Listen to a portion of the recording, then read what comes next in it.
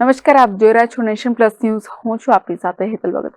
છોટાઉદેપુર જિલ્લાના સંખેડા ખાતે આવેલ અર્જુનનાથ મહાદેવ મંદિરના પાછળના ભાગે નદીના પૂરના પાણીથી ધોવાણ થતા પ્રોટેક્શન વોલ બનાવવા માટે સરકારી અધિકારીઓને અને ચૂંટાયેલી પાકના નેતાઓને રજૂઆત કરીને થાકેલા લોકો આંદોલનનો માર્ગ અપનાવ્યો છે. છોટાઉદેપુર જિલ્લાના સંખેડા ખાતે ઉચ્ચ નદીના કિનારે અર્જુનનાથ મહાદેવ મંદિર આવેલ છે. મંદિરના પાછળના ભાગમાં 2 વર્ષ દરમિયાન ભારે વરસાદના કારણે માટી ધોવાણ થતા મંદિરનો અમુક ભાગને નુકસાન થયું હતું.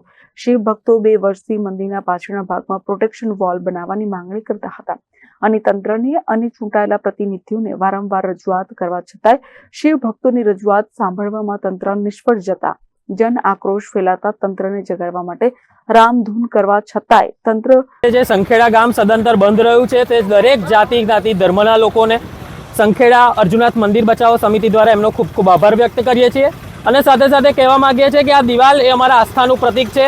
એ દિવાલ જો બને તો અમારું જે મંદિર છે એ જળવાઈ રહે ને લોકો નિરંતર અહીંયા આ વર્ષો સુધી દર્શન કરવા આવતા રહે. એટલા માટે અમે માગણી કરી છે. સરકારમાં 2.5 વર્ષોથી વધારે સમય વીત્યો હોવા છતાં પણ આજ દિન સુધી અમને દિવાલ મંજૂર કરાવી આપતી નથી.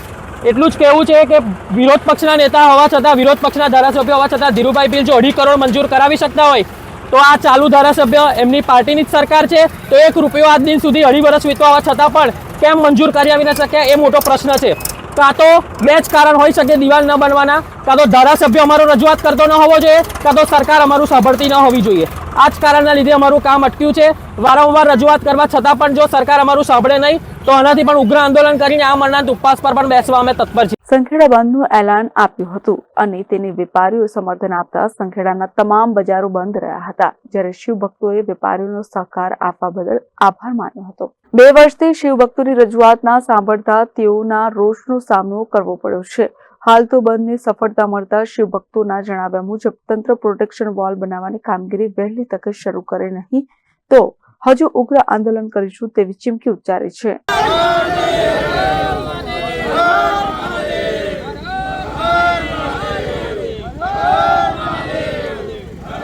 બંધ રાખવાનું કારણ અમારી જે અર્જુનનાથ મંદિરની પાછળના ભાગે જે સંરક્ષણ દિવાલ બનાવવા માટે છેલ્લા 2 વર્ષથી સરકારશ્રી પાસે ભીખ માંગી રહેલા છે, પણ અમારી ભીખ સરકારશ્રી સંતોષી શકતી નથી. એના કારણે આ બજાર બંધ કરવાનું કારણ ઊભું થયું. જો હજુ પણ સરકાર જો નહીં જાગે તો અમે આવનાર દિવસોમાં અમે અમારા ઉપવાસ ઉપર બેસવાના છે મામલતદાર કચેરીની બહાર અને સમય આવે રસ્તા રોકો આંદોલન પણ કરવાના છે. જે 31/1/2025ના રોજ અમે સંખેડા અર્જુનનાથ મહાદેવ બચાવો સમિતિ દ્વારા સંપૂર્ણ બંધ પાડેલ છે અને ગામમાં આખા ગામને પૂરા બધા વેપારીઓ તથા બધી સમાજનો અમને પૂરે સહયોગ મળેલ છે અને સંપૂર્ણ બંધ પાડે છે.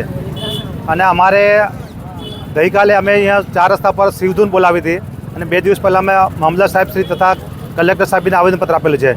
અમારી માગણી એ છે ઉચ્ચ નદીના કિનારા પર અર્જુનનાથ મંદિર આવેલું છે તે ઉચ્ચ નદીમાં ધોવાણ થાય એવું પૂરી શક્યતા છે તો અમને સંરક્ષણ દિવાલની માગણી કરી છે.